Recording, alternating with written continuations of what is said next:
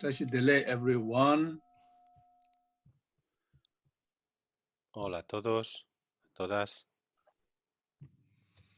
Thank you. Delay Rafala. Gracias, gracias Rafa. Thank you.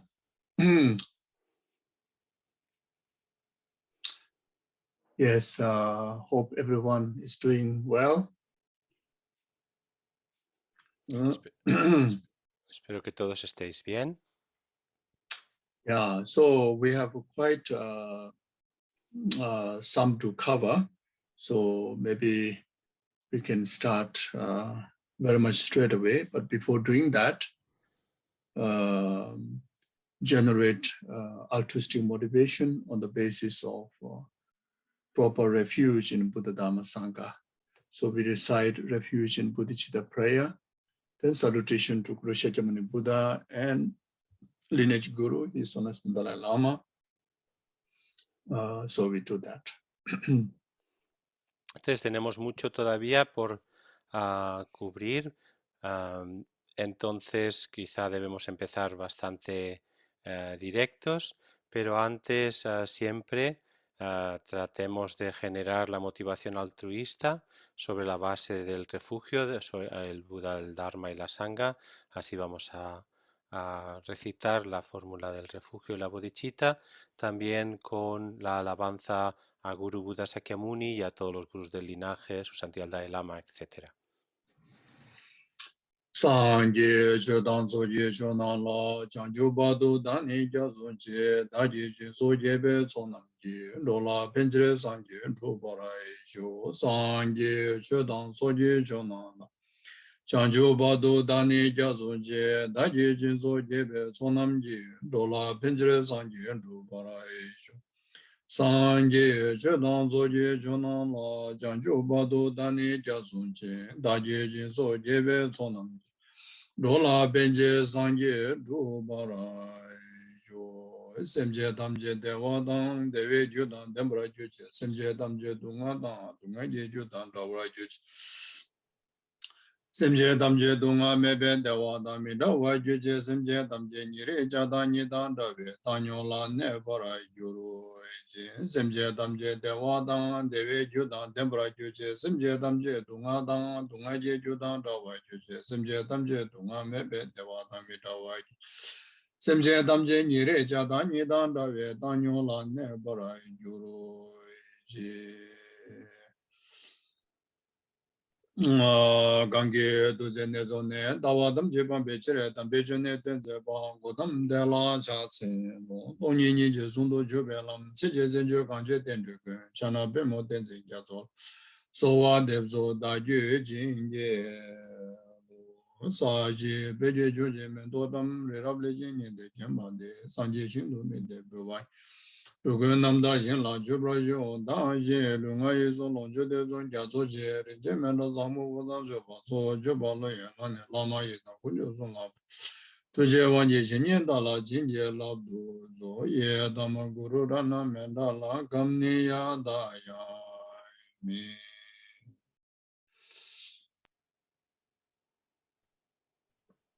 Oh, yeah. So, yeah, dedicate this very session for the benefit of numberless sentient beings' enlightenment. Then also dedicate specifically may the merits and the virtue that we accumulate through this Dharma discourse be the complete cause for the war, natural disasters, diseases to be end. So may it be cause for that. So if, we try our best to dedicate for that. Tratemos pues de dedicar todas las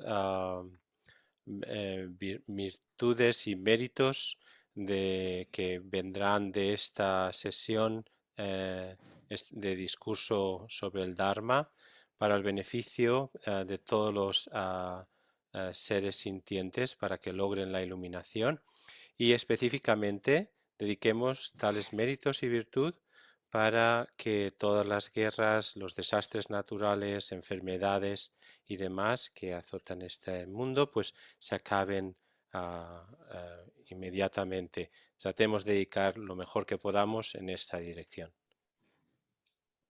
Okay, so Rafala, we want to do Yes. simultaneous. Okay. Entonces, si queremos hacerlo simultáneo, empezamos ahora, ¿sí? Ok. Thank you. Oh yeah. So we have. So we are studying the 37 practice of Bodhisattva by Tonglen Sambo.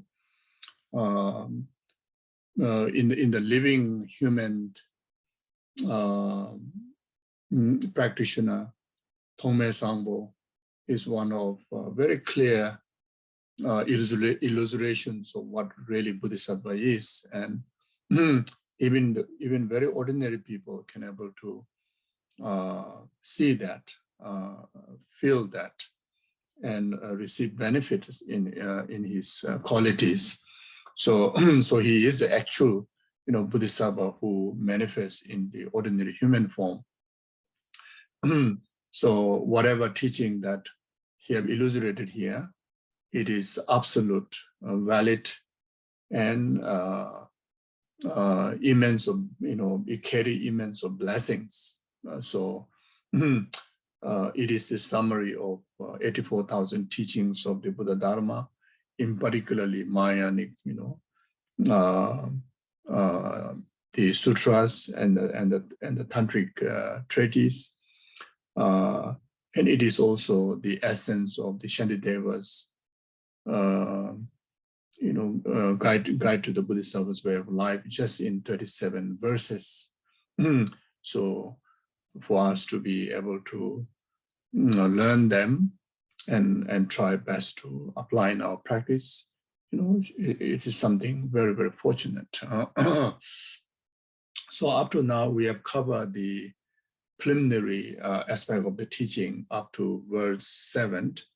And now we start the teaching on the three capable beings part, the very much of the Lamrim.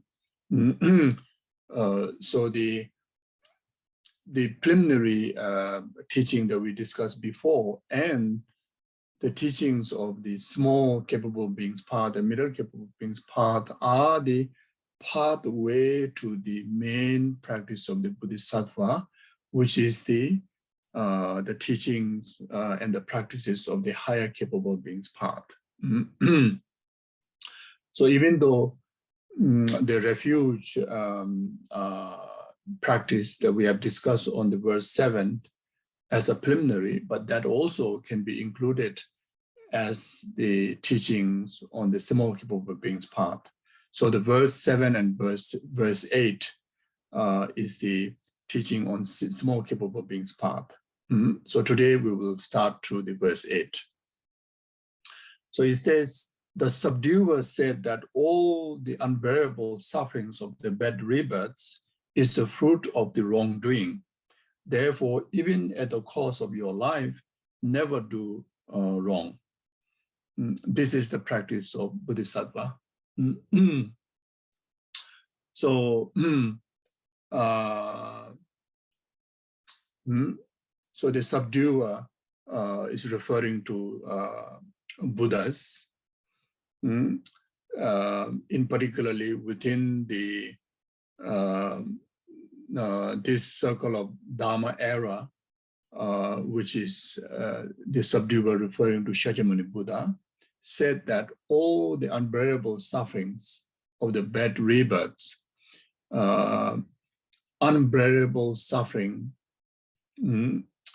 which meaning those suffering or pain, and the suffering or pain that which cannot be cured by like taking Panadols, or cannot be cured by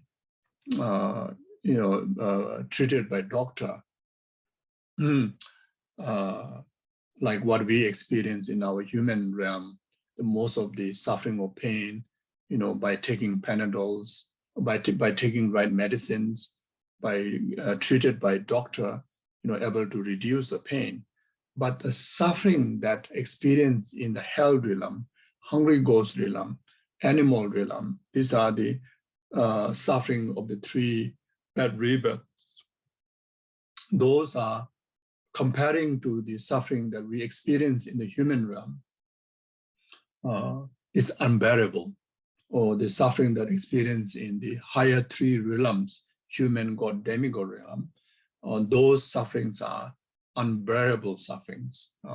So bad rebirth here referring to hell, hungry ghosts, and animal realm. It is the fruit of wrongdoing. So all those unbearable sufferings in the three lower realms does not exist without any cause or without any reason. They exist with the reason. The reason is it is causes. What are the causes? The causes are the wrongdoings. Wrongdoings means harmful actions, such as the 10 non-virtuous deeds are the harmful actions, 3 of the body, 4 of the speech, 3 of the heart. Whenever we engage into those 10 non-virtues, we commit the karmic imprint of wrong action. And those wrong actions will bring into reactions of its result, the unbearable suffering in the 3 lower realms. So that is the fact, and that is the fact that Buddha, the omniscient one, understood that, saw that. So it is not just simply, an idea that maybe such kind of thing is there, or may not be, or maybe just to scare us. So that's why it's talk about that. It's not like that. It's the real thing. The hell realm, hungry ghost realm, animal realm, truly exists. Animal realm for us is very easy to understand, but the hungry ghost and the hell realm is very much, unperceivable for our mind, our ordinary, perception. So therefore, sometimes we may think that there's no such kind of existence of hell. There's no such kind of existence of pretas. In the actual reality, those beings are truly exist. Buddha have confirmed that. So that's why the Bodhisattva Tome Sambo quoting the subduer, the Buddha's name here, say there's the 3 realms are definitely exist, 3 lower realms are definitely exist. So therefore, so since 3 lower realms and the unbearable sufferings are a result of wrongdoings, negative karma, that being the reason, then even at the cost of your life, never do wrong. So by understanding that, then one should now come to realizing that I shouldn't be committing any form of negative doing, even it costs my own life. That much serious. That we need to take as that much serious, and the Bodhisattvas would take as such seriousness, about indulging in committing negative doings. They are extremely mindful, extremely serious, and try their very best, even not to commit even the slightest form of negativities.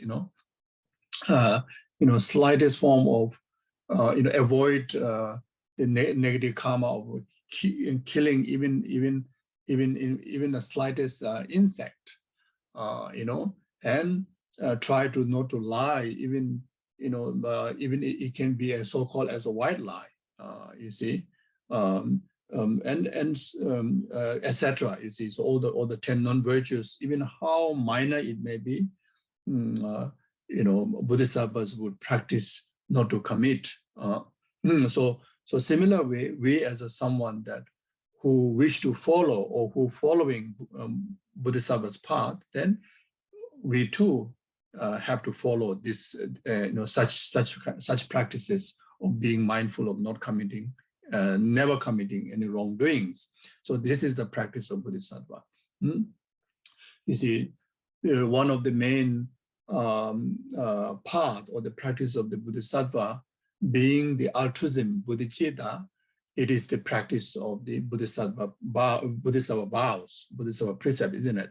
So as like the Lama Tsongkhapa said in the Foundation on Good Quality, so even you realize bodhicitta, but if you don't practice the three morality, was the three precepts or three vows or three morality, then one will not able to overcome the obstructions of defilements. One will not able to create a complete cause to actualize full enlightenment. So therefore, one should seriously to engage in the practice of the Bodhisattva's conduct. So, so three moralities. The first one is the morality of abstaining from any form of negative doing. So this one is particularly talking about that. The one of the main practice of the small capable being in order to avoid us being reborn after we pass away into three lower realm is abstaining from committing negative doings, like such as 10 non-virtues. Then try to create as much as virtues as possible, which are the causes for the three higher realms, or including of liberation, but minimum three higher realms, such as human, God, and demigod, which are the cultivations of 10 virtues action. So, so in short, abstaining, committing even the slightest form of negativities are the practice of Bodhisattva. And gathering even how slightest virtues as possible is also practice of the Bodhisattva. So Bodhisattva will practice like that. So we too should follow that way.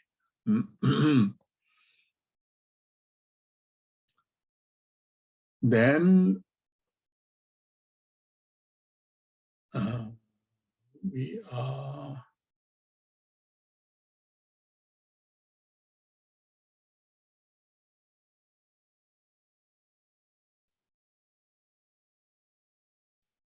we are verse 9 now. So this is the teachings on middle capable beings path. It says, like a dew on the top of blade of grass, pleasures of the three worlds last only a while and then vanish.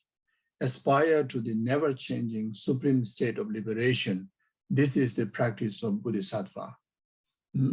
So like a dew on the tip of blades of grass. So, during the rainy season, when we go out in the forest or in the garden, then you can see, the dew on the very, very fragile, tiny leaves of grass, and you can understand just looking at it, how fragile it is, how uncertainty it is of its survival there. So similar way, the pleasures of the three world. So the any form of so-called as happiness, so-called as joy that experience in the desire realm, three world, the world of desire realm, world of form realm, world of the formless realm, all lasts only temporary level. Nothing is everlasting. All those pleasures and happiness vanish within momentarily, within short moment of time. It carried the essenceless of its existence. So it's lasting only a while and then vanish. So so understanding that, then one should, actualize the mind of renunciation, renouncing not only to be, not only the suffering of the three lower realm, but also should actualize the renunciation towards the existence of the three higher realms, such as including of the human, the three world also can be understood as a human realm, God realm, demigod realm, three higher realm. In general, understanding of the three world is referring to the entire samsaric existence, the world of desire, form, and formless realm. In comparison of in comparison between the teachings of the middle capable being and the small capable being, and the three worlds can be understood as the human, God, and demigod. In a straightforward, in general understanding, the three worlds refer to the desire, form, and formless realm. So both, to be interpreted. When it comes to the practice of the middle capable being, the path that we have to develop is to be the renouncing the entire samsara, and the objective has to be the full liberation from the six realms of existence. Due to that reason, you have to renounce the existence within the three walls of the desire realm, three walls of the form realm, the three walls of the formless realm. Then, because of needed to develop the renunciation, the path to be free from entire oceans of samsara existence, then not only renouncing the three lower realms, but you also need to renounce how pleasurable, how favorable the rebirth it may be, that which aspired by the small capable beings, to be achieved, such as human, God, and demigod. As far as concerned with the middle capable being, even that is essence-led. Even that is not an object to be achieved, because it lies in the nature of suffering. So whatever pleasure, whatever happiness that we so experience in the form realm, such as in the human realm, God realm, demigod realm, those pleasure, those happiness are very much like the dew on the blades of grass. It is so fragile, it is so temporal. From the spiritual language, those of the pleasure and happiness are not a true happiness. Those are those to be understood as suffering. It falls in the second category of suffering, which is called the suffering of change. You see, so therefore, one should be renounced on the basis of understanding of the limitations of the three worlds. Then one should aspire to the never-changing supreme state of liberation. So the objective is to be aspired full liberation from entire six realms.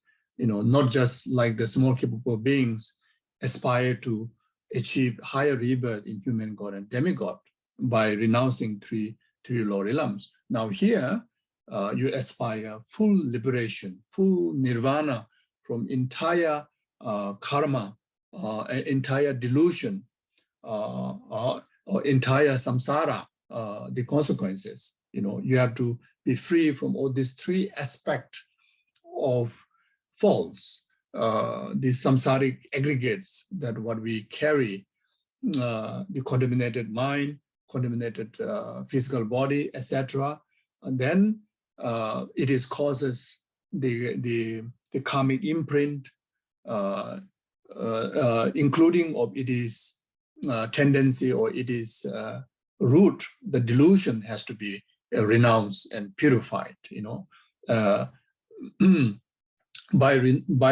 first by renouncing, secondly, by applicating with the right antidote of emptiness, then one able to achieve the complete cessation from all these three faults, then you achieve the state of cessation as a nirvana peace, which is a genuine, legitimate nirvana.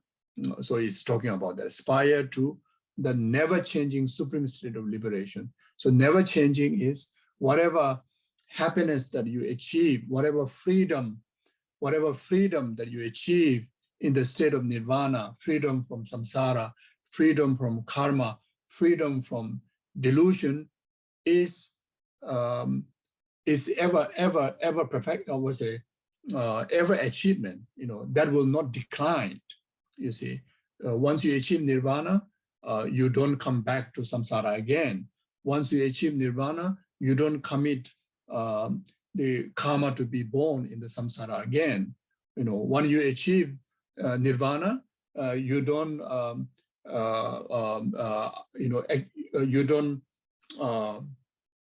cultivate delusion, such as anger, attachment.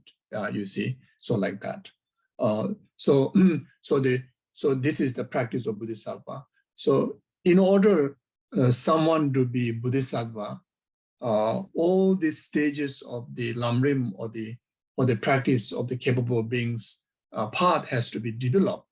As I mentioned at the beginning, these are the pathway to the actual body practice of the Bodhisattva, which is the teaching that discuss on the higher capable beings path. You see, so Bodhisattvas, when they first initiated the path of spirituality, they renounce, they actualize the path of small capable beings by renouncing the three lower realms, refraining from committing negative karma, like such as 10 non-virtues, gathering virtues causes such as 10 virtues, then aspire to achieve precious human rebirth, or be born in the God and demigod realms. Then eventually, they develop the heart. They have the foundation to develop the second level of path or the practices, which is the path and practice of the middle capable being, which is to renounce the entire salic existence and aspire to actualize genuine, nirvana, a genuine state of liberation, which is complete freedom from entire karma and entire delusion.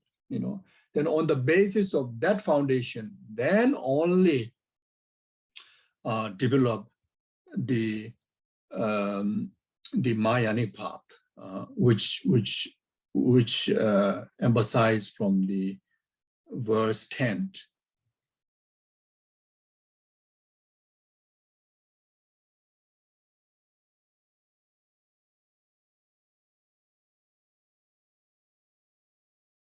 Where is it?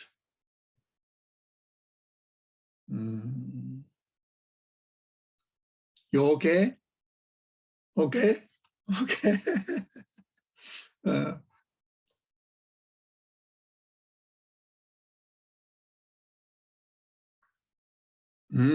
Yeah.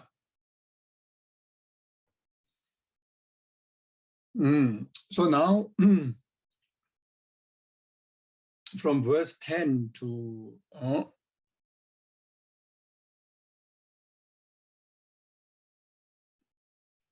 verse 10 to verse 21 is the teachings on the higher capable beings path, which is the main body practice or main body path to the Bodhisattvas. And all this, the teaching that we're going to discuss, only able to develop genuinely on the basis of the earlier preparatory practices that we discussed from the verse 1 to verse 7, then verse 8 to verse 9, developing the two capable beings path. So therefore, if someone like us, if we aspire, if any individual aspire to develop bodhicitta, then all the earlier teachings also has to be cultivated. It's without all those preparatory practices, even how great the Mahayanic Dharma it may be, won't able to develop in our continuum without those bases, like that. So now, these teachings on the middle capable was a higher capable beings part, the Mahayanic part, divided into two sections. The initial section from verse 10 to verse 11 is the very much teaching on the meditative state. Then verse 12 to verse 21 is the teachings of the post-meditation practice. So verse 10 to 11 is the practice of meditation. Verse 12 to verse 21 is the practice of post-meditation. So you can divide like that. So the practice of the meditation is very much the verse 10 is the teachings on the 7 cause and effect. Verse 11 is the teachings on the 4-point self-exchanging with others. So these two major, the techniques of developing bodhicitta will be presented. And those are the, those techniques, like such as 7 cause and effect and 4-point self-exchanging with others are the, the tools to meditate in order to develop bodhicitta. So through using all those tools, by meditating it, then you realize bodhicitta. So after you realize bodhicitta, then the rest of the verses are to utilize the power of the meditation or the impact of meditation in your post-meditation period, during our ordinary day-to-day life. Use, engage your meditative practice relating to our experiences, to overcome all the different form of experiences that comes in our way, in altruistic way, interpreting them in the attitude of bodhicitta, or interpreting them in the wisdom of altruistic emptiness, wisdom of emptiness, altruistically, like that. So now the verse 10, it says like this: when your mothers who have loved you since time without beginning are suffering, what use is your own happiness? Therefore, to free limitless beings, develop the altruistic intention. This is the practice of Bodhisattva. So when your mothers, starting from this very life's mother, then rest of humanity, rest of the other sentient beings within entire existence, within samsara, beyond samsara, all are mother sentient beings. So until any sentient being who have not achieved perfected liberation still carry limitations. Even of those who earlier mentioned, those who have achieved the nirvana peace, even though they have no suffering from delusion, they have no suffering of karma, they have gained the freedom from samsara, but they have not gained freedom from obscuration. So they still carry a limitation. Until you become Buddha, you are not perfected, so you still carry limitation. You see. Then even of those Arya Bodhisattvas who are even reaching the path of meditation in the 10 bhumis, until you achieve the path of normal learning, which is state of Buddhahood, even you are 10 bhumi in the meditative absorption state, you still carry limitations because the obscuration or the defilement is not pure. The obscuration to omniscient or the tendency of the defilement is not purified yet. You see, then no question about those beings in the six realms, such as hell, such as God and demigod and human realm. Even though comparing to the three lower realm, it is much more better off, but we still carry the suffering of birth, like such as human being, suffering of birth, suffering of change, but the suffering of aging, sickness, and suffering of death. Then suffering of not obtaining that what we aspire to, and suffering of separating from those which we do not wish to be separated, etc., such like 3 sufferings, 6 kind of sufferings, 8 kind of suffering that describe from Lamrim. We carry all those limitations. Then even of those gods and demigods, they carry the suffering, such as the suffering of the dying, the ceasing of the lifespan in the God realm, the ceasing of their glories. Then God and demigod always live in the desirous kind of life, always in jealousy, always in anger. So absolutely, even you achieve in that kind of rebirth, but there's so much limitation. Then no question about those of animals. They carry the limitations, or such as suffering of mute, suffering of dumb, you see, and lose all the freedoms, including of those freedom that what we have, like as a human being, to use our own intelligence, to practice Dharma, etc. Then worse than that, the preta beings, suffering of hunger, suffering of thirst. Then worse than that, hell being, they are like 8 hot hell sufferings, 8 cold hell sufferings, including of the most severe state of hell being, such as the evic of hell, which is also called as a Vajra hell. There are so many beings, committing karma of such as 5 heinous crimes, like killing your parents. There's the karmic consequences to experience in the Vajra hell, like that, you see. So therefore, all those beings, each and every one of them,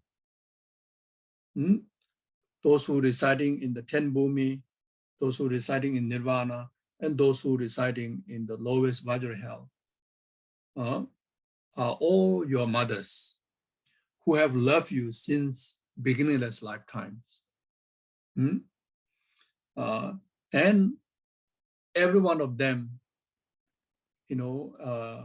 they carry limitations, as I mentioned before, in particularly those of the beings in the 6 realms, in particular those of the beings in the 3 lower realms, carry the tremendous experience of suffering, very much of, how to say, as we discussed before, those sufferings are unbearable sufferings. Even they wish to be free also, there's no method to be free, unbearable sufferings, you see.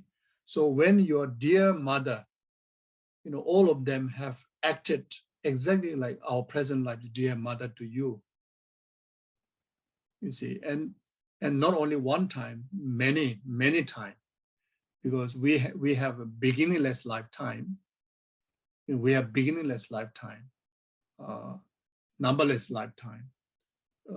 So you see, so every sentient being that needed to, each time we born from the womb, eggs, unless we born from miracle birth. Otherwise, we need mother. You see, so therefore, each being just being one time also not enough to the numbers of rebirth that we have taken before. So each of the sentient being have played the role of our precious mother who have benefited us numberless times, and many of those, numberless mothers are now suffering in destitute, position. So since that is the fact, then what is the use is your own happiness.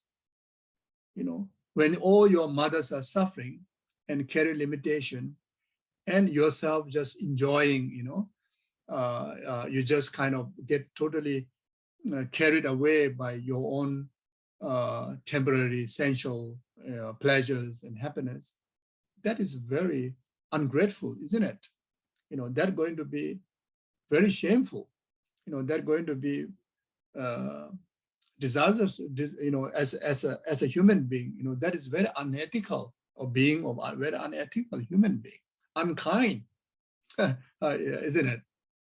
Even within this very lifetime, our parent, get into trouble, and you still enjoy in a holiday. That is unacceptable, isn't it? You have to, as a son or as a daughter, when your parents are in difficult time, you have to be there to support them, help them, ease their suffering, isn't it? So this is what it means when all the sentient beings who are who have been your mother suffering, and it is no way that you can just focus on your own happiness.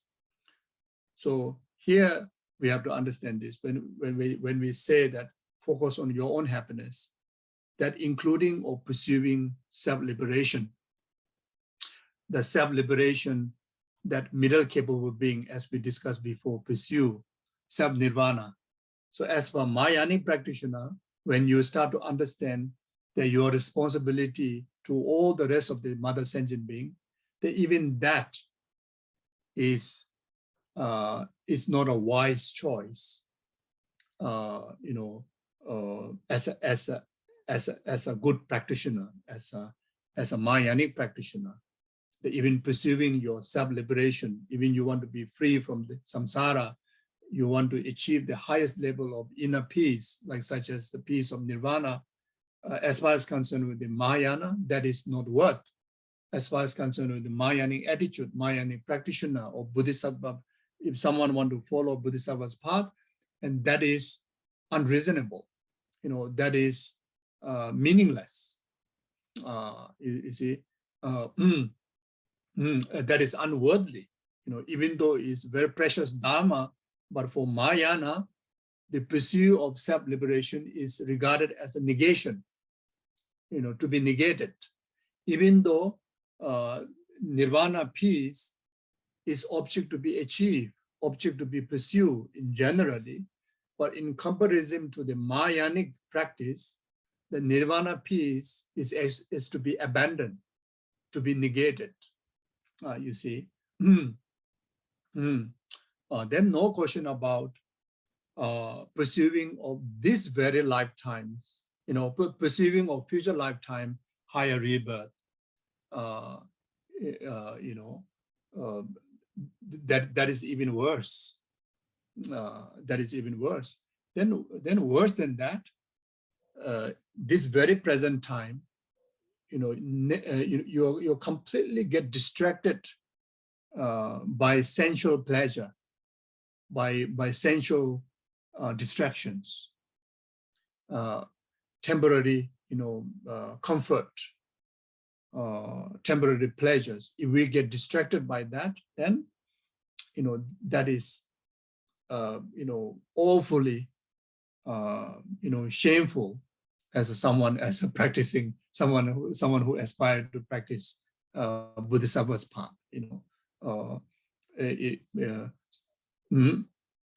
Is very much like being very ingratitude person, being very selfish person. uh, uh, so you see, so for the purpose of developing bodhicitta, for the purpose of developing bodhisattva's path, and in order to become bodhisattva, this understanding is necessary, that we have to see all the limitations of our distractions. Distraction that anything to do with the self-interest, self-concern, including of the pursuit of self-nirvana. We have to condemn it. We have to discard it from our system. So this is what it means. What use is your own happiness? Meaning there's no meaning in pursuit of your happiness. When all your precious mothers are in tremendous suffering. So therefore, now what to do? Therefore, to free limitless beings. So now I understand, I cannot be selfish. I understand even pursuing of self-nirvana is not right in the practice of altruism. And I understand that all sentient beings have a relation to me as a precious mother, in not only one time, but in numberless times. I understand that. And I really want to benefit them. I really want to dedicate my life to, liberate all those mother sentient beings from the sixth realm, from entire oceans of samsara. But how to go about it? So to free limitless beings, develop altruistic intention. And it says, if you really want to do that, then you aspire bodhicitta. You develop bodhicitta. You start to have the aspiration of bodhicitta first. At least you start to have that attitude in your heart. Aspirational attitude. Okay, from now on, I will not talk about myself. I will not get distracted about my own selfish intents, including I will renounce those self-distractions from the sensual pleasure of samsara. Whatever I do, every effort of body, speech, and mind, everything I will be intended in dedications of rest of the numberless sentient beings, temporary happiness after the ultimate happiness of enlightenment. So here the teachings say, start with that. You see, therefore, to free limitless beings, develop the altruistic intention. So you start with training your intention, because at the beginning you may not be able to directly engage in action, isn't it? So, but start with intention. So you train your mind, at least in meditation. If you cannot go into the those needy zones to directly help them, but at least at home in your comfortable house, you at least do some practice, do any form of virtuous practices, then dedicate that for the cause of the numberless sentient beings, freedom from oceans of samsaric suffering. So start with that. So once your intention, once your mind is well trained, then the action will deliver from that, because every action is, it follows the intention. Everything is very much production of your intention. Everything is production of your mind, isn't it? So when your mind is trained in altruistic intention, everything you do will be infused, directed by altruism. So not only virtuous deeds, everything we do can turn into a virtuous deeds, that which is most beneficial for all sentient beings. When you carry altruistic intention, you see, even when before you cook, you generate the intention that that I'm going to make a delicious food for the benefit of all sentient beings. You see, so with that intention, your cooking become cause of numberless sentient beings enlightenment. So before you take a walk or you do exercise, that I do walk, I do exercise for the benefit of numberless sentient beings, So before you go to bed, say, oh, I go to bed for the benefit of numberless sentient beings, enlightenment. So everything you do, when you infuse by the intention of altruism, then your action, become altruistic deeds, and those altruistic deeds are the direct cause and condition for sentient beings to actualize enlightenment and freedom from sufferings. So like that. So then eventually that you will come to a point that your mind is well trained, that now you directly able to engage in action. You will have the courage like the Bodhisattva would do. There will be a stage that we are so trained that that you can even make a charity, generosity of giving up your own body. Like the Bodhisattva, the great-hearted, did for the 5 Tigers family. There are, all the past Buddha's lives from the Jataka that you can learn, the unbelievable, the act of generosity, selflessly, almost everything, your wealth, your body, your possession, your family, everything, you're able to dedicate for the well-being of, others' happiness. You see, like that. So even in the process of practice, the traditional way of developing the stages of the training on the Bodhisattva's path. First, you take the aspirational Bodhisattva precept, commitment. Then, on the basis of that, then you will have the courage to take the engaging Bodhisattva precepts, such as practicing of 18 root vows, 46 secondary vows, and when you're able to do that,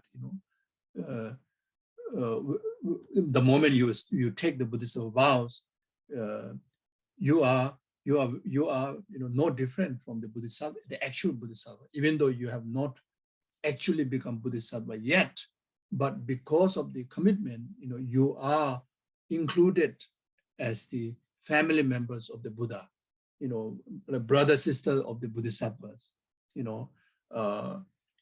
very much from that onward,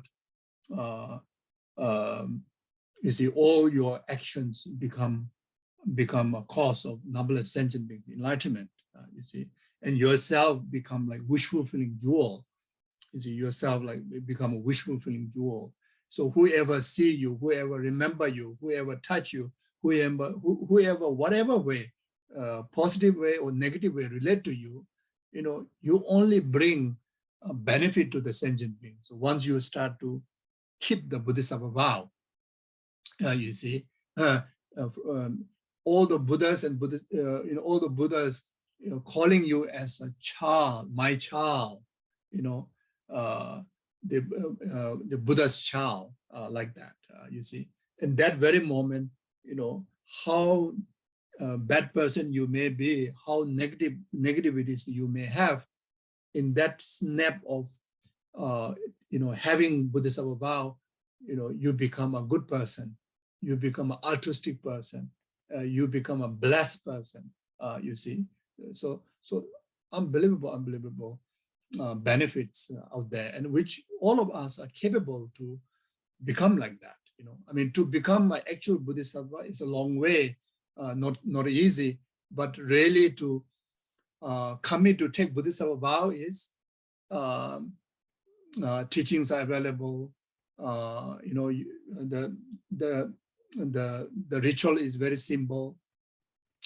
Even you wish to take from masters, there are so many masters are granting Bodhisattva vows, like even like His Holiness Dalai Lama, almost every time he come to give teaching, even online, he always provide Bodhisattva vows, So you see, so it's not a simple thing, you know. Right there, in fact, you become a Bodhisattva's family, Buddha's family.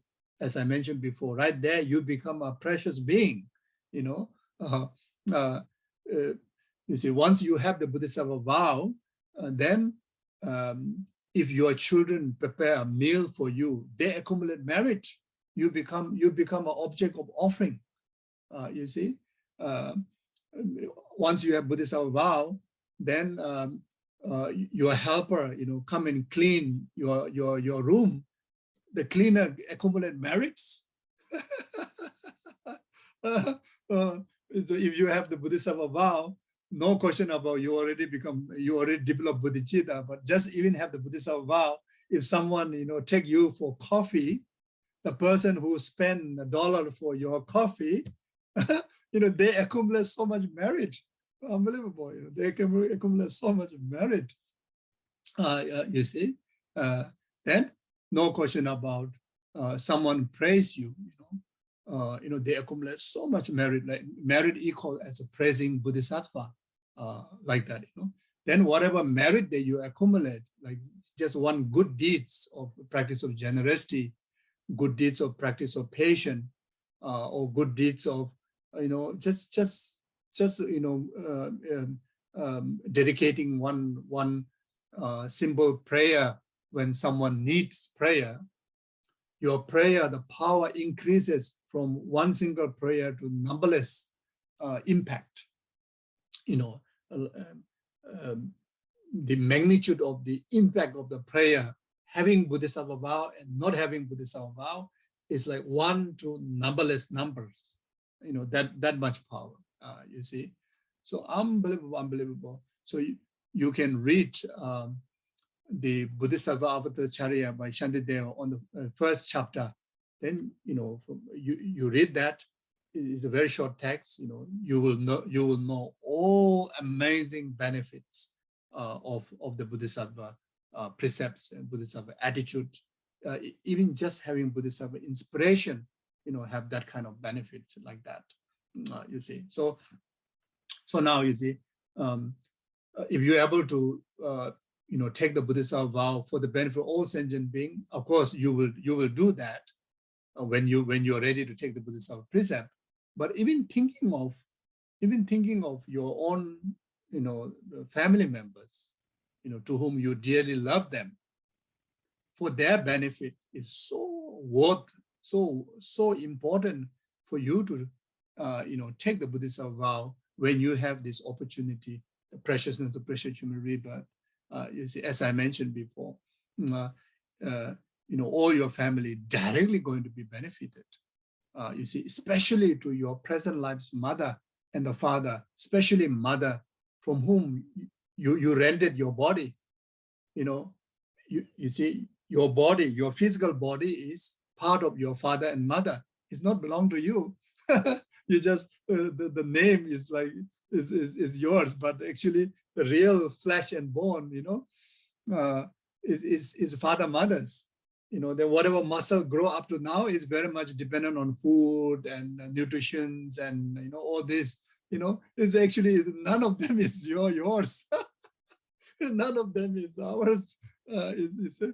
So you see, so therefore, if you take the Bodhisattva vow, or if you generate bodhicitta, if you do virtue, you're using the body of your parent to do that. You know, it's directly, not just indirect, directly helping your father, mother to accumulate merit. And not everyone's father, mother does practice the Dharma. Not everyone's father, mother have interest to practice Dharma. Not everyone's father, mother met the Dharma. You know, they are normal with us. You know, before they meet the Dharma, or before you met the Dharma. You know, if they are with us, for some people, you know, those parents are not around. If they are with us, now you know the Dharma, you may be able to introduce the Dharma to them. But for many people, don't even have that opportunity. You see, but then those individuals, they have their family, their parents with you, but not all the parents will say yes to whatever you say, isn't it? You say, oh, the Bodhicitta, oh, the Dharma practice is amazing, amazing. They say, no, no, no, no, no, no, no, no. I rather want to go for, the scuba diving or mountain climbing, but not the Dharma. Some may say like that. So not everyone is ready to practice Dharma. But one thing, whatever the parents' attitude may be, whether they are live or not live, whether they're interested in Dharma or not, but you, ourselves, we are completely soaked by Dharma. We are like a sponge, completely soaked by abundance of Mahayana teachings, So you see, so really even one moment is unbelievable precious, because life is so impermanent, death is certain, time of death is uncertain. So therefore, like when think about all this, then the preciousness of the bodhicitta is like right now, to generate it. You see, right now, at least aspire, then the Bodhisattva precepts, you can just recite even just Changjo Semjo Rinpoche, the Adishas, the 4-line dedication prayer. You can use that, or you can use refuge and Bodhicitta prayer. Sangye Chodang Soji Chonama Changjo Bado Danin, Dola Pinjasa, the 4-line refuge and Bodhicitta prayer. Just recite that in front. If you have Buddha and Bodhisattvas picture, statues, you do 3 prostration, then you make the aspiration to have the Bodhisattva's precepts. Then from now on, dedicating the entire your life, whatever you do, in the course of, liberating numberless sentient beings and abiding them in the state of full enlightenment. That's it. So as so simple, even about the ritual, if you wish to do more elaborate, there are many other elaborate rituals to be done, but just refuge and Bodhicitta pray, everybody knows, Then if you don't have Buddha Bodhisattva picture and the statue, no problem, you visualize, Buddhas are omniscient. You see, the moment interdependent condition that you express, Buddha is right there. Buddha is omnipresent everywhere. That's why we call it as omniscient. There's not even one single atom where there's no Buddha. So you just feel the presence of Buddha. Then you just commit yourself to practice the Bodhisattva precepts. You see, then as I mentioned before, all the benefits, all the benefits for you for sure. But at least in our life, sometimes we don't care about ourselves, but we care about somebody, isn't it? I think very much who don't care about your mother, isn't it? And mother is from every reason, whether some people may have some difficult relationship with some mothers, but in actual reality, there's no one kinder than the mother. There's no one, benefited you more than the mother. You see, just can imagine that life that we have. We are so proud that I met Buddhism. I practice Mahayana teaching. I have Bodhisattva vow. All this recognition because of your mother saved your life. Within the 9 months, if mother didn't take care of you in the womb, mother just careless, you may not have all this precious human rebirth, isn't it? That's the fact. Whether you like mother or not, or whatever way mother have treated you or not, that's the fact. You see, the sacrifice is just to give this precious human rebirth to meet the Dharma and to be born during the time of Buddha's teaching is still alive is mother's kindness. You see, can imagine during the pregnancy, is how trouble that she had to go through, how much sacrifices she had to go through. You just tie 1 kilo of rice on the stomach and try to go to a comfortable bed. If those who haven't been mother, you will realize how challenging it is. just maybe 1 kilo of rice. Or maybe not only 1 kilo, maybe 1 plate of pasta, 1 plate of pizza. You put in a bag and tie on your stomach and go to bed. So I think one will not have a comfortable sleep at that night. You see, so mother has to carry this fragile person in the womb for 9 months. Unbelievable sacrifice, you know. And because of mother's sacrifices, we have this precious river. And the opportunity we have is, if we practice well, within this very lifetime, we can become Buddha. We don't have to come back to samsara anymore, you see. So like that. So yes, develop the altruistic intention, start with that. And this is the practice of the Bodhisattva. So all the past Buddha, Bodhisattva, who they become, you know, in this gradual process of practices, you see. And these are the teaching that we too should follow.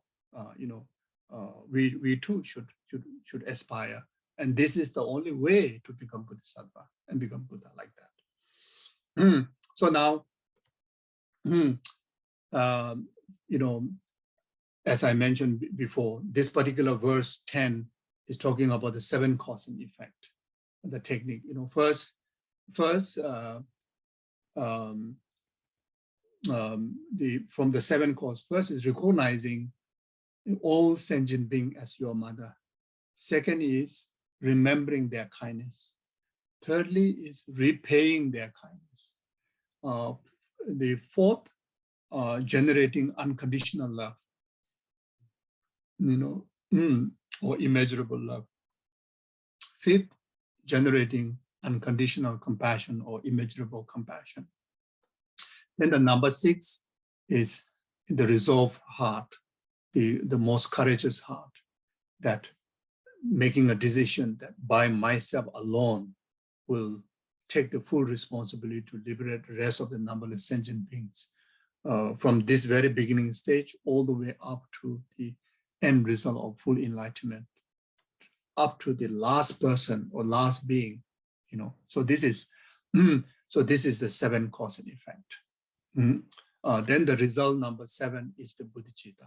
So you have to meditate on this process to generate bodhicitta.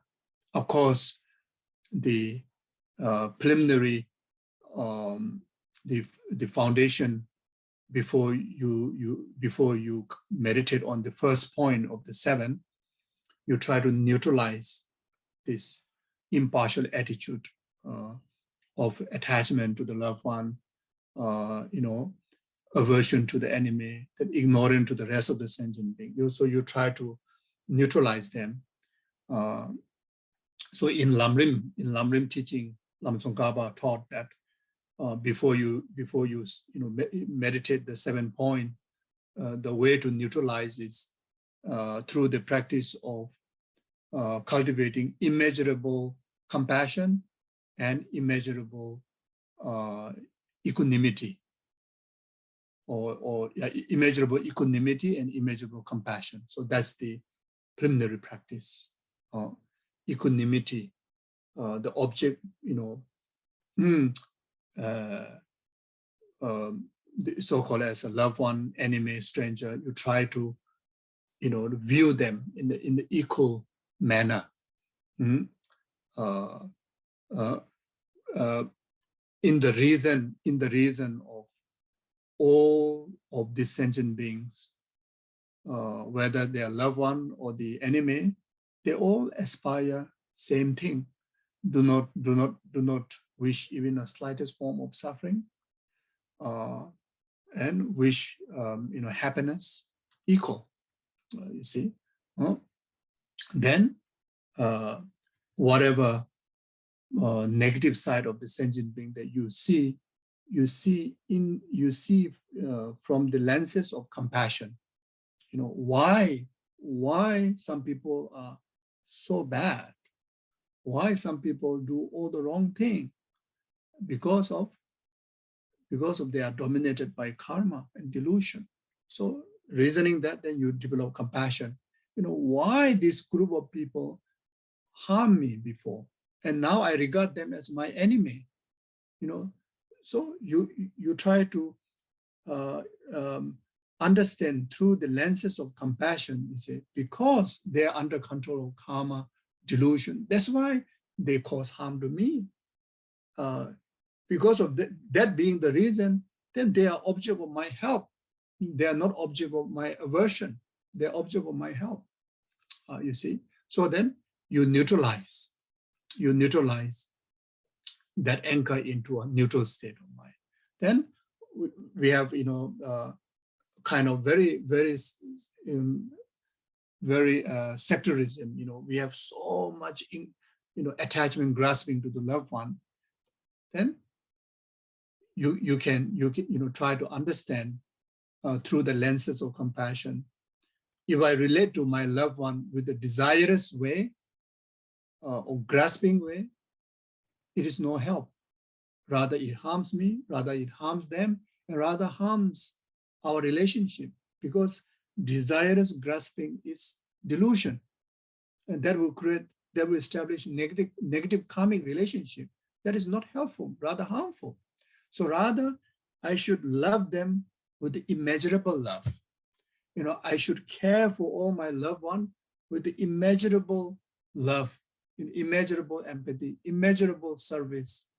You see, since that is the reason, and the reason that given also to the enemy, now I can you know, relate both enemy and the loved one equally. You see, so then you also put the similar kind of reasoning to rest of the strangers being like that.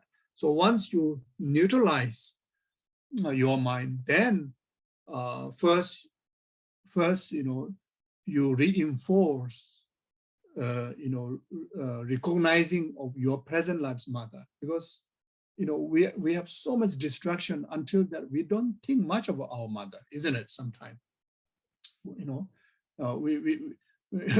you know, it can be reality to many people. Sometimes, you know, during our childhood, you know, we are completely distracted by play, you know, and during child time, we can be quite selfish, you know, quite self-centered nature because of the insecurity or because of little baby, isn't it, the child. Then after that, once go to school, you know, your main focus is not your father, mother, its main focus is your peers. Then after that, you start to engage when you have, you know, girlfriend, boyfriend, then your focus is not mother, father, your focus is more of your partner. You know, then after you get married, you have children, then your focus is more of your partner and your children, not of your mother, isn't it? That's the reality. That's the reality.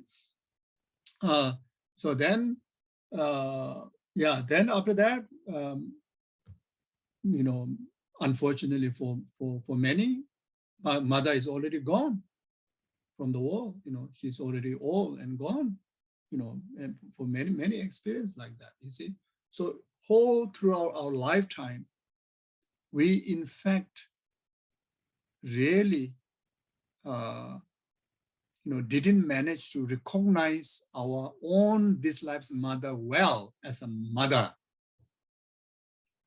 So when you do meditation, first you have to develop that recognition with your present mother. Then after that, you expand that to your father, your brother, sister, your children, then rest of the humanity, then rest of the animals, the rest of the other sentient beings. You know, that's how you meditate. Then you develop the 6 causes, then the result 7 causes, like that.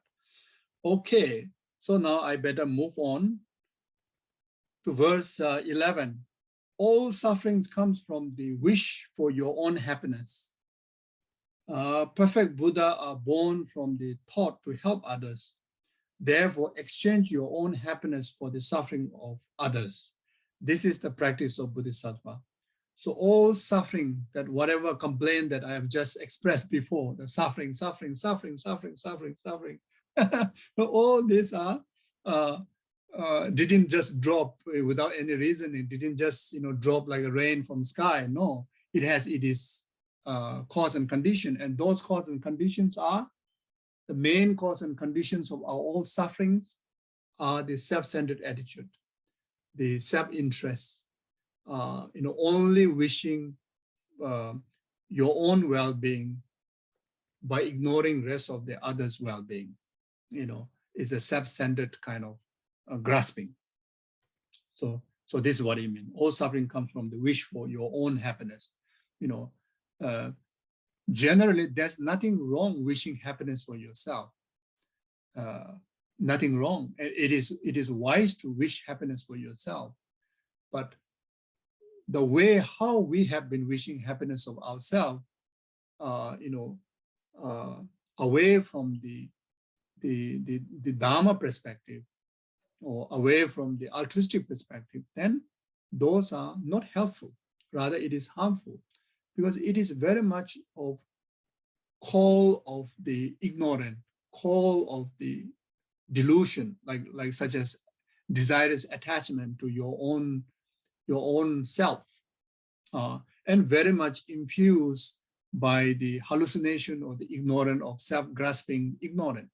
You see, so self-cherishing is very much built on the basis of self-grasping ignorant. You see, so courted by ignorant, and how to bring benefit to ourselves. So there's no sense of wise attitude, and there's no sense of wise wisdom. So because of that, then we create negative karma by wishing happiness for ourselves. So this is what it means, you see. So therefore, all the faults come from wishing happiness for oneself, you see. Then perfect Buddhas are born from the thought of help others. All the Buddhas, initially, they are not Buddha. They are not Buddha. They are ordinary beings like us. You see, even our historical Shakyamuni Buddha, obvious among many reincarnations, there's a 500 unfortunate reincarnations and 500 fortunate reincarnations that he have experienced in the past lifetime, and unfortunate reincarnations that he even experienced the life in the hell realm, 3 lower realms like that. So Buddhas are not, initially they are Buddha. So Buddha, Buddhas, they become Buddha. How they become Buddha? Because of having the altruistic heart to bring the benefit to others, having this cherishing of others' well-being. That is the main cause deliver the Buddhahood. Then there are amazing Bodhisattvas, how they become Bodhisattva, because of developing the well wishes for the others, altruistic, concern of the well-being of others. That's how they become Bodhisattva. There are Bodhisattvas like ordinary Bodhisattva, Arya Bodhisattva. There's so many levels. All are defined by the strength of altruism, strength of great compassion, the strength, the sustainability of their heart wishing for the well-being of others. You see, so then within ordinary beings, even in our ordinary life, those precious gurus, like His Holiness, like Kyabje Lama Sovarimpoche, and all your other spiritual gurus, they are so precious. How they become so precious? At the beginning, they are exactly like us. They become so precious because of the cultivation of altruism, great compassion. You see. So therefore, if we wish to become just like them, if we wish to become Bodhisattva, if we wish to become Buddha, and if we wish to experience everlasting happiness, then generate the thoughts of altruism.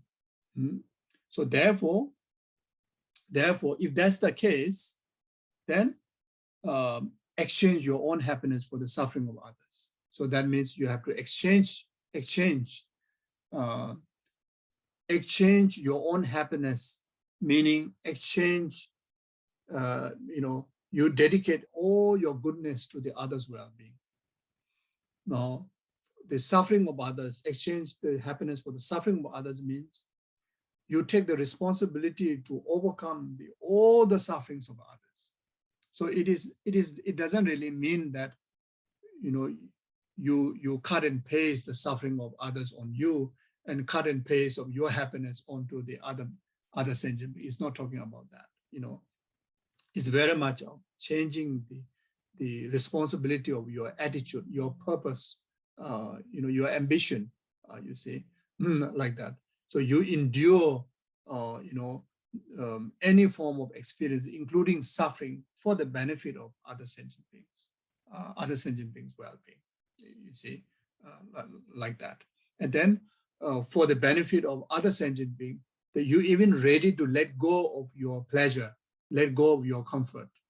So this is what it means, exchange your happiness for the suffering of others. So this is the practice of the Bodhisattva. So now here, the teaching talk about the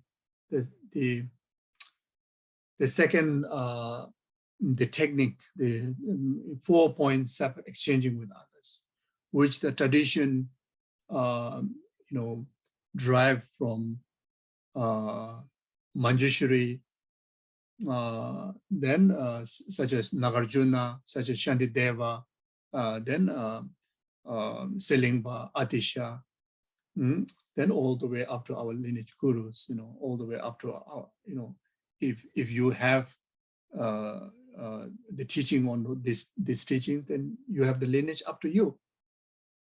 The earlier 7 cause and effect, the tradition came from Maitreya, Maitreya to Asanga. Then in between there are a lot of, you know, great Indian pandits, all the way up to Lama Atisha, Lama Selingpa, then up to our lineage gurus. Then again, if you have received teaching on that, then you have the lineage up to now. Especially the lineage is the lineage of blessing, meaning all the lineage gurus, the lineage they have is the realization on bodhicitta, using those techniques, you see.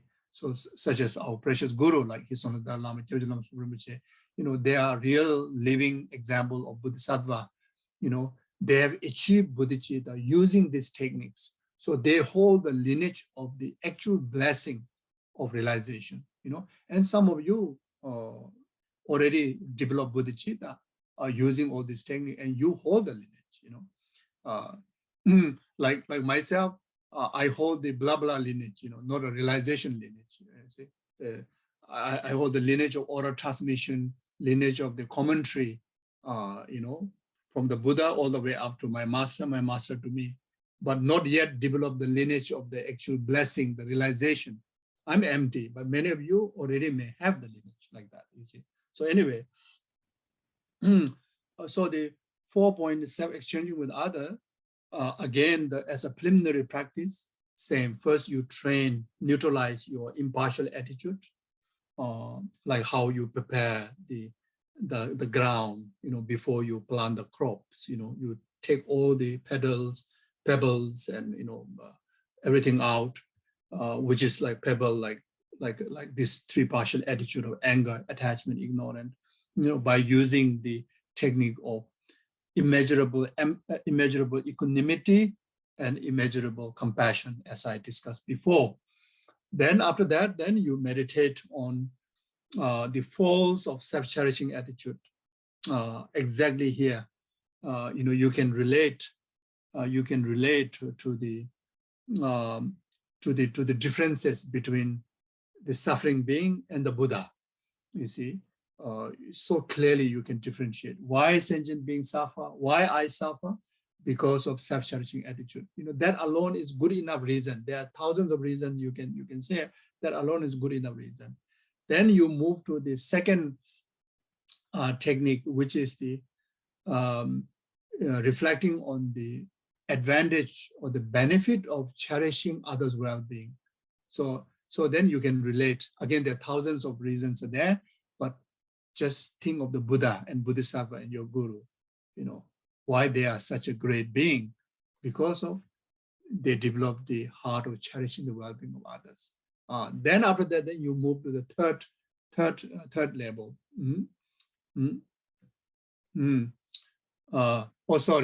I got mistake. I got jump queue. The first one is neutralizing, on the basis of the general preparatory practice as discussed before.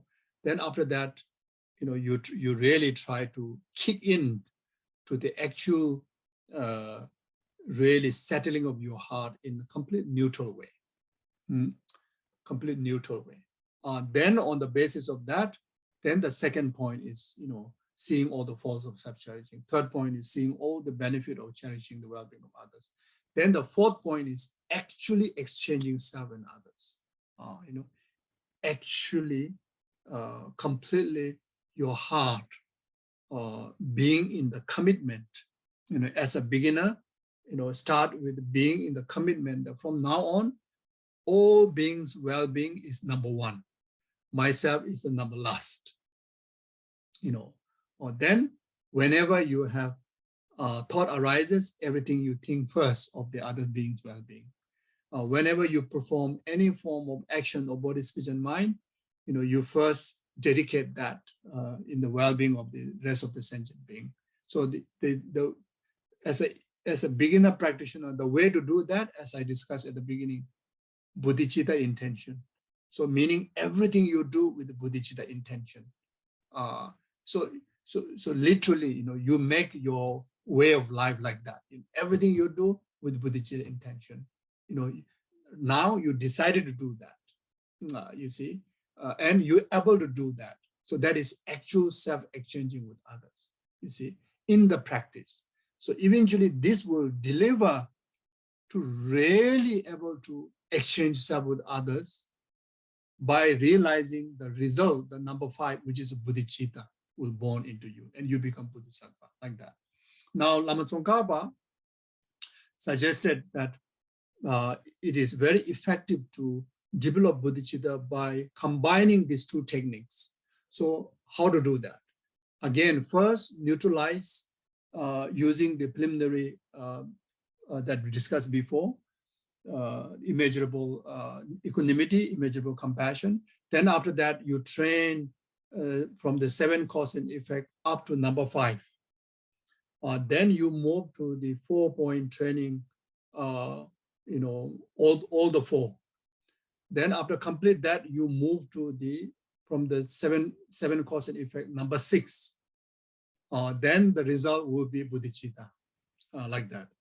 Then if you still struggle to develop bodhicitta, then there's a supplementary practice, which is the practice of Tonglen. So after number 6, the last, using both and come to the last, the training from the 7 cause and effect, number 6, then you have a session or you have a period to meditate in Tonglen practice. So you start with using, the channel of breathing in and out.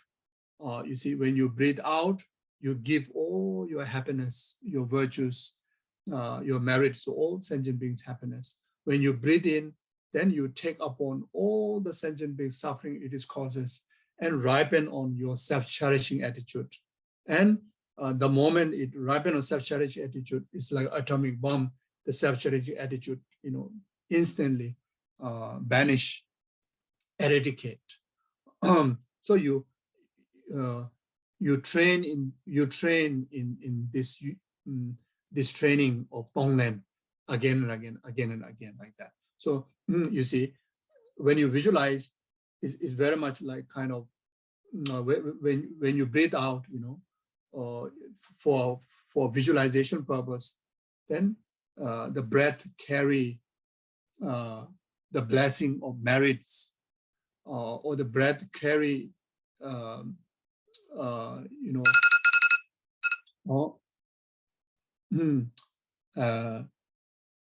all different kind of visualize images. Those who need medicine, it carry medicine.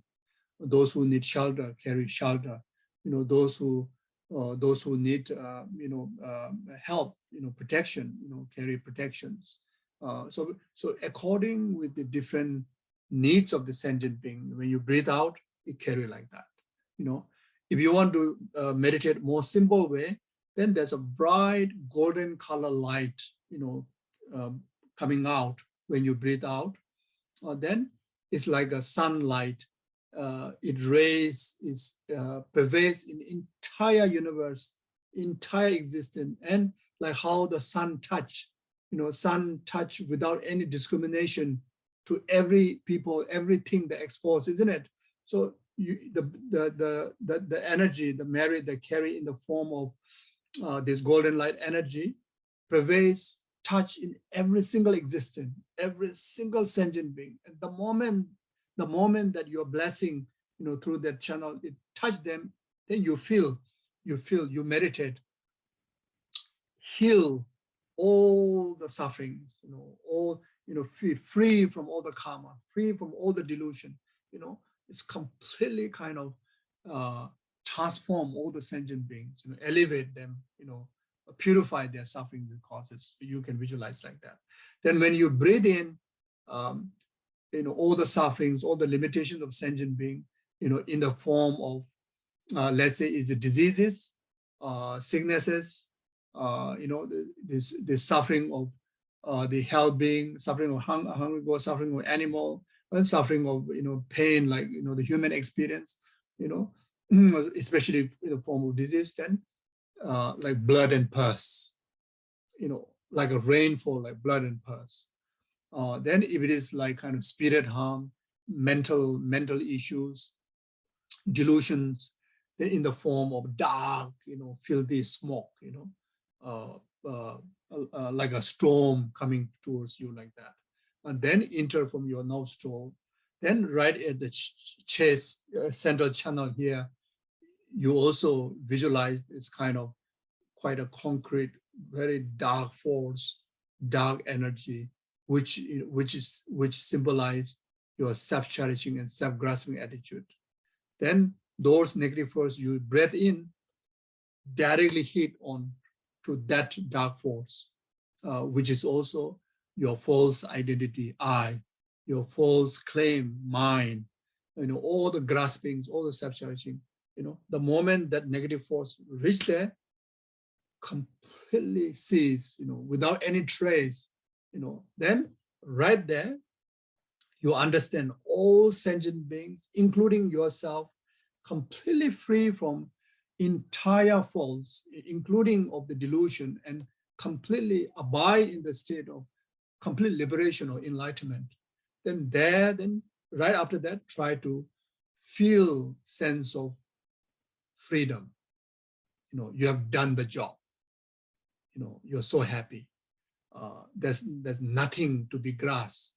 Nothing to be pulled back. So there's kind of mixed feeling of empty and bliss. Feel of bliss, feel of empty. It's as equal as realizing emptiness, as equal as achieving dharmakaya. So then, in that experience of union of bliss and emptiness, you try to stay in absorption meditation as much as possible. 1 minute, 2 minutes, 1 hour, 2 hours. Oh, this is how you train. This is how you meditate. This is how you train, like that. So you repeat that again and again and again. Then, because of you integrate the training of bodhicitta through Tonglen, the accumulation of merit is in the greatest force. Purifications of the obstacle in the greatest force. So because of that, to integrate the Tonglen practice right there, it's like a supplement practice. Then without delay, the bodhicitta will be developed. So this is what the Lama Tsongkhapa's recommendation, suggestion. So like that. Okay, seems like the time is over.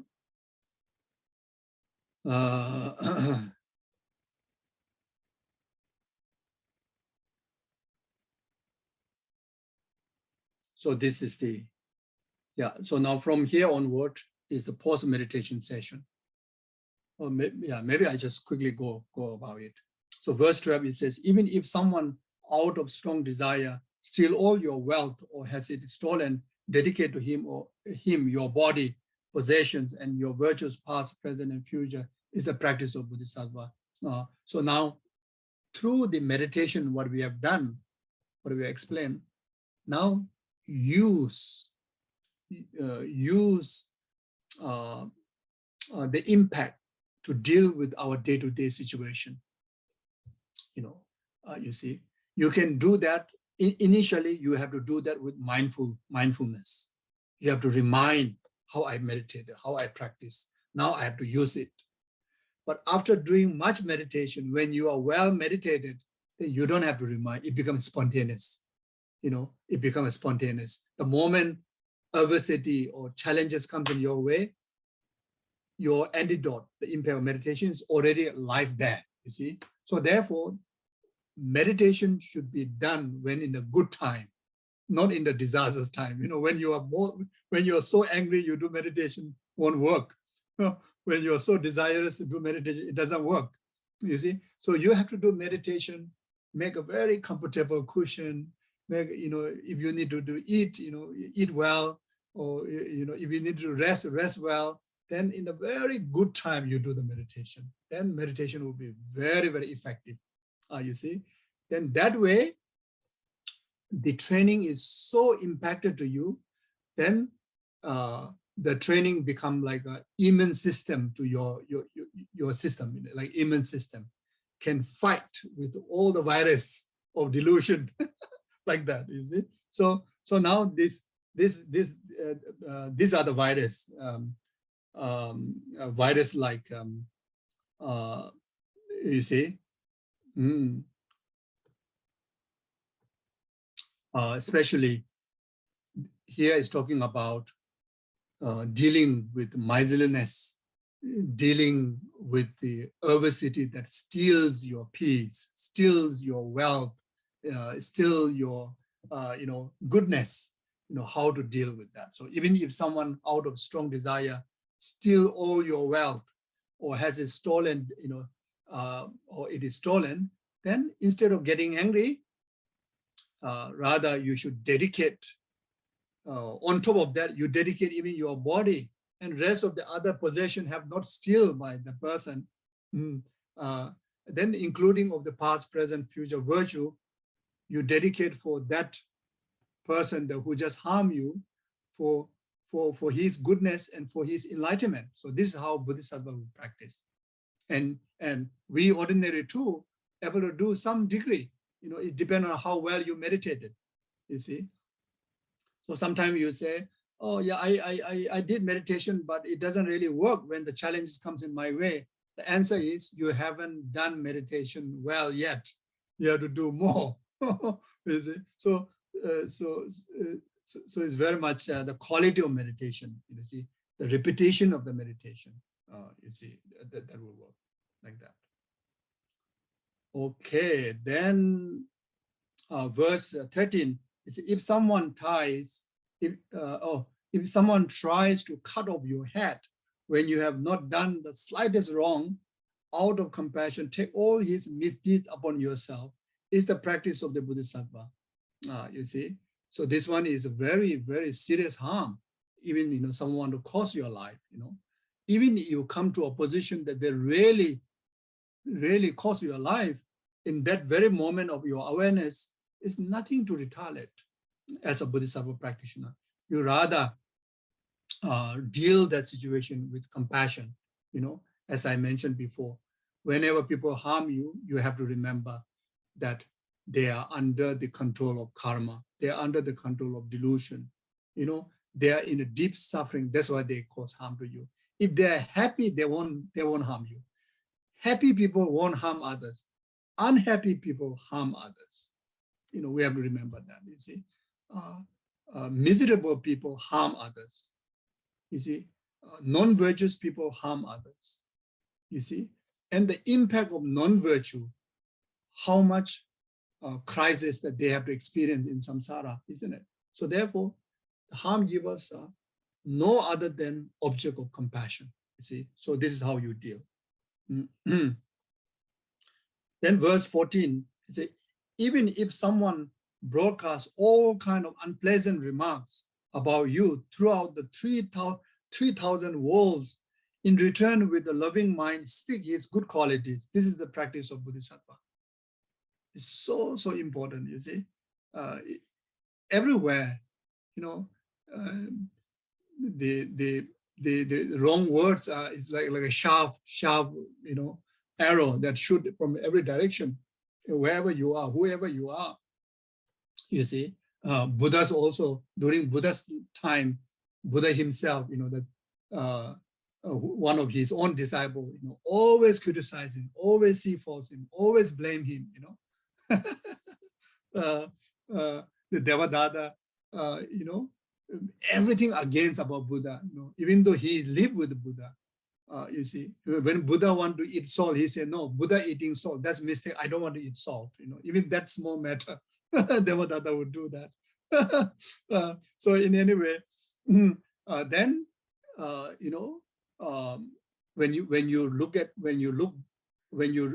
into the life of the Indian Pandits, you know, the 80 Mahasiddhas, the Tibetan Kadamba masters, the Mahasiddhas, including of our gurus like His Holiness, you know, there are a group of people, you know, who only see negative side of them and criticize them, you know, blame them and try to defame them as much as possible.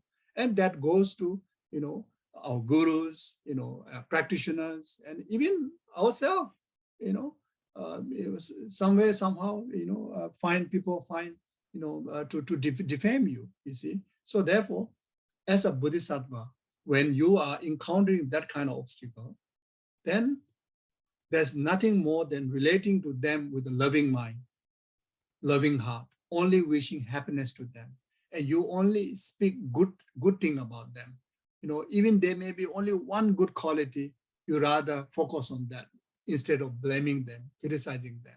You know, in our holy way, when something against you, you go to court, you go to fight, isn't it? In our holy way, if someone accuses you, they say, no, I'm the right, you know. By explaining, don't understand, they say, okay, we go to court and fight and prove that who is right, isn't it? So that's a very holy way. In the spiritual way, and especially Mahayanic Dharma way, you cannot do that, you know. You really have to practice the, you know, give the victory to others. It doesn't mean you approve others' misdeeds. It is meaning that if you challenge, then you fuel the negativities. It makes the negativity worse. So Bodhisattva concerned about that. You know, if I go and challenge with someone who harm you, someone who defame you, then there will be a lot of conversation, you know, saying wrong thing about each other, more than whatever already said, you know, harming each other more than what already hurt. So Bodhisattva, in the concern of the harm givers, karma, that you ready to take the defeat, and you ready to offer the victory and try to close the chapter there. So this is how Bodhisattva would do that, you know. So this is how Bodhisattva would do that. So Bodhisattva, on top of that, in return, with a loving mind, you know, speak good things, you see. Every being, even how nasty as the person may be, still carry Buddha nature, isn't it? You know, everyone is born with Buddha nature, isn't it? How evil they may be, you see. So everybody at least got one quality in the Buddha nature. You know, even though what he speak, what he behave, nothing has quality, but at least as a Dharma practitioner, you say he carry Buddha nature. So you focus on that, and you deal conventionally, you deal compassionately and loving. So this is how Bodhisattva practice. So helpful, so helpful. We have to carry this practice, you see. Then you are untouchable. No one can harm you. You know, if you carry this kind of a practice, it doesn't harm you. It doesn't disturb your mind. You rather stay. You rather, you know, get more opportunity to deepen your practice. You know, there are so many great masters. After they get harmed by others, they intensify their practice. Their enlightenment becomes even faster. Then in their practice, they tend to those harm givers. and they regard the harm givers as their precious guru. Unbelievable, isn't it? It's a wonderful practice, isn't it? They regard, one of the Bodhisattvas' way of practice is regarding all the harm givers as your guru, precious guru. You see? So if the harm giver becomes so close as your precious guru, now who can harm you? You become harmless. No one can harm you. This is amazing, isn't it? No one can harm you. And how wonderful to be in the position that no one can harm you. How wonderful. Right now it's so vulnerable, like so vulnerable. Even physically, no one is harming, our mind harming. Or other people may criticize me, or other people may think low about me, or other people may say, oh, I become fatter, I become thinner, I become this and that. Our mind harms ourselves. Then worse than that, physically people do harm, like now war happening, etc. So there's a lot of but when we carry the altruistic practice, then you become harmless. So it's so crucial. You see, so this one is especially to deal with the surrender, like that. Then verse 15, though someone may deride and speak bad words about you in the public gathering, looking on him as a spiritual teacher, okay, bow to him with respect. And this is the practice of Bodhisattva. This one particularly dealing with the critics, critics. Could be our own brother, sister, could be on our Dharma brother, sister in the Dharma center. I mean, blah, blah, blah, blah, blah about you. Who knows? You say, oh, today she wear very bad dress. Or, or if someone happen to say that, that if our mind is not trained, it can be quite hurtful, isn't it? And there are many other, critics worse than that. So it's similar to the verse 14. So this, the verse 14 is specifically dealing with the surrender. Verse 15 is specifically dealing with the critics.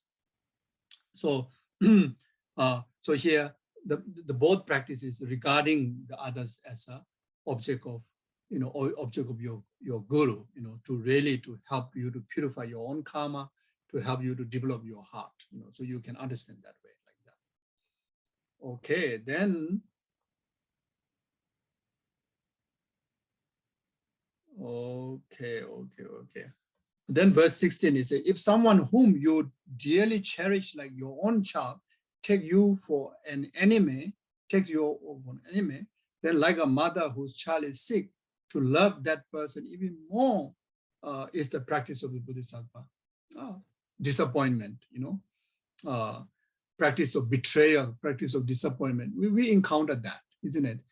Some people encounter in relationships, some people encounter with your children, some encounter with your friends, your business partner. Abundance in our human realm, plenty of betrayal, plenty of disappointment. So as a practitioner of Bodhisattva, nothing can betray you, nothing can disappoint you. Even the someone that who to whom that you make their life, to whom that you care them the dearest, even they betray you, you deal with them with very lovingly, like how the most beloved mother would care for the sick child, vulnerable child. You see, so those people who betray you, they are like sick. They are sick by delusion. They are sick by karma. Worse than physical pain. They are completely in disaster. That's why they betray you. That's why they're ingratitude to you. That's why they disappoint you. Even you have done, wholeheartedly, sincerely for their own benefit. You see. So therefore, in the for practitioner of Bodhisattva, this is like kind of like it's like you receive you win billions of lottery to develop your heart. because someone to whom you love and betray you is very, very painful, isn't it? It's like kind of stabbing right into your heart, compared to a stranger harm you or enemy harm you. The loving one harm you, oh, it is so painful, you see. So therefore, for Bodhisattva practitioner, this is like a lottery, you kind of really corner you to practice. It's like kind of concentrated, experience to develop altruism, like that. Okay, then verse 17. If an equal or inferior person disparages you out of pride, place him as you would your spiritual teacher with respect on the crown of your head. This is the practice of Bodhisattva. Especially in our worldly world, people, most people, they carry pride, ego. So sometimes, we be among with the egoistic people, we feel uncomfortable, we get hurt, isn't it? And sometimes like finger point you, look down on you, so it can be quite challenging. Maybe best example, if you sit next to Donald Trump, I think your ego going to be smashed. An example. There are so many people like that in our life. So as a Bodhisattva practitioner, you put them in your crown. You be humble, you don't reply to them, and generate immense of compassion to them, because you know the consequences of egoistic mind, isn't it? It's like that. Okay, now I'm almost there. So then verse 18, though you lack what you need, they constantly disparage, afflicted by dangerous sicknesses and spirits, without discouragement, take on the misdeeds and the pain of living beings. This is the practice of the Bodhisattva.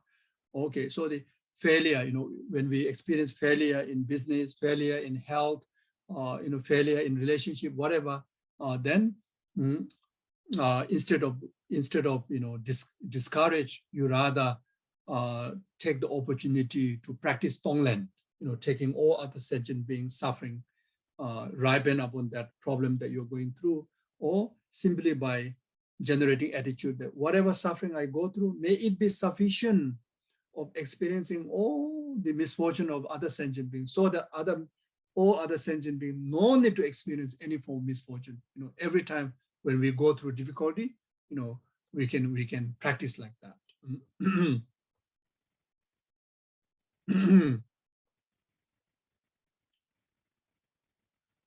Verse 19, though you become famous and many bow to you, and you gain riches equal to Vaishavana, see that worldly fortune is without essence and do not be conceited.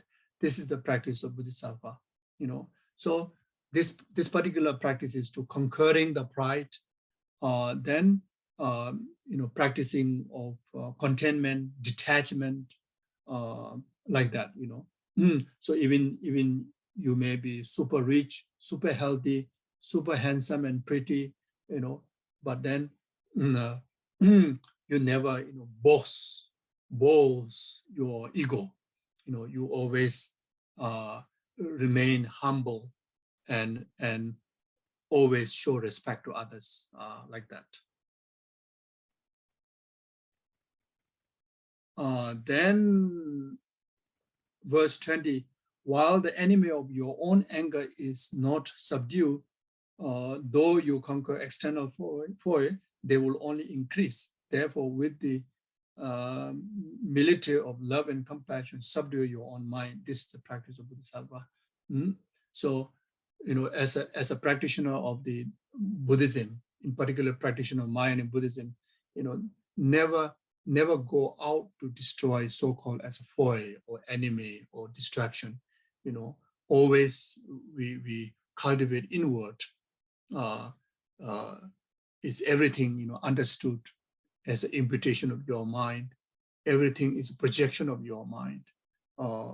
Especially the enemy or the foe is very much of your own anger. When you subdue your own inner turbulence, your own anger, then entire external so-called as a foe or the enemy will be naturally subside, naturally go away. So the Bodhisattvas will never, find solution to overcome the challenges that come in their way externally. They always subdue the internal their mind, and that way they overcome all the adversities, especially like the anger, like that. Okay, now the last one for today. Then verse 21 is sensual pleasure are like a salt water. The more you indulge, the more the thirst increase. Abandon at once those things which breed clinging attachment. This is the practice of the Bodhisattva. So this is particularly dealing with sensual desire, any practices, any experiences, delusional experiences to do with attachment. And you regard, any action relation to attachment that comes in your way, you immediately try to cut off it, try to eliminate it. If you taste one, you want to taste more. It's, when you express one time of attachment grasping, and that will infuse fuel to express more. You see, it's very much like drinking salt water. The more you drink salt water, the more thirsty you become. So attachment grasping, the more you indulge, the more it become, more indulgeable like that. So always, renounce by seeing the faults. If it is about attachment, desires attachment to physical body of others, then there's a meditation like a skeleton meditation. You meditate on the limitations of the impure body of the others, like that. Then if you have attachment to material things, then you see the impermanent nature. That way able to subdue your mind, the attachment grasping, so etc. like that. Okay, thank you very much. Now I will stop here. I'm so sorry for taking a lot of your extra time, so that then next session, the last session, we can focus on the altruistic wisdom, the emptiness part. Thank you very much. Thank you. Okay, so now we don't have to go through this long dedication. Many of you are familiar with how I do dedicate. So in short, we dedicate just like the Bodhisattvas, Manjushri, Bodhisattva Charasik, how they dedicate. We too dedicate our merit in that way. So I will recite some prayers and you can dedicate in your heart, okay? Oh, Jawade, you do the Lama Sanja to Bunin Dowaji, Jamalova de Sala Gorajo Janjo Sundar and Bojamaji Panam, Jawani Bamba, Kone Kodo Pewa, Tony Tower and Bojamaji Panam, Jawani Bamba, Kone Kodo Pewa show. Garida will go wishing on the Benda de Woman, the Jeres of the Jazo Shavis, about the usual to the Senate, and what you have the Joker was the Chuzuko element to the Jukon to Shab Den show. Jabba, the Jabba Kudos on Body and the Jinda. Yawa de Datam Jarab, don't go to Sunjay, Jawatam to the more, and to know about Daji Jets or the children of the more I did. Pasamos a consecutiva. Muchas gracias a todos. Gracias. Acaba la... Thank you so much. Thank you, Thank you, everyone. Thank you. Patience, your time. Gracias por vuestra paciencia y tiempo. So it become bit fast recitation. So ha sido una recitación muy rápida. But I'm sure Rafaela will kind of give you the straight that whatever you need. Sorry, yes, it was very fast, but okay, I did my best. Sorry thank for so any much. fault. Thank you. No, the faults are my fault. I also realized being a bit too fast. There's so much to say. But very good, Geshe. Thank you very, very much. Thank you. Thank you. Thank you very much. Thank you very much, Geshe. Thank you.